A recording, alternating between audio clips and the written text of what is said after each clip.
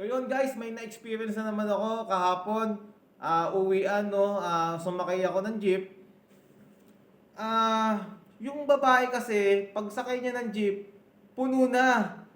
So siguro dahil nga mahirap sumakay, ang gagawin niya na lang sana is uupo na lang siya sa may mismong istribo, sa may lapag. Pero may nagmagandang loob na lalaki. Sabi ng lalaki sa kanya, "Miss, kung gusto mo, kumandong ka na lang sa akin. Kumalong ka na lang sa akin since malapit lang naman ang uuwian ko. At least dito ka na. Dito ka na sa akin papalit.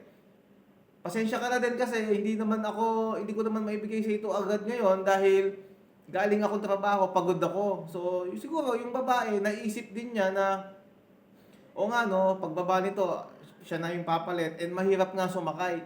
So, ang nangyari, kumando nga doon siya sa lalaki. So, siguro mga 5 minutes, tinanong siya nung lalaki, sabi nung lalaki sa babae, "Miss, nurse ka ba?" Sabi nung babae, "Ay kuya, tama. Paano mo nasabi na nurse ako?"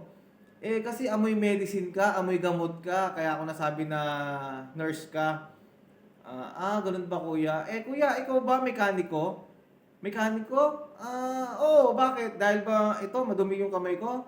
"Ay hindi kuya, kasi kanina mo pa dinadyakan yung puwet ko eh."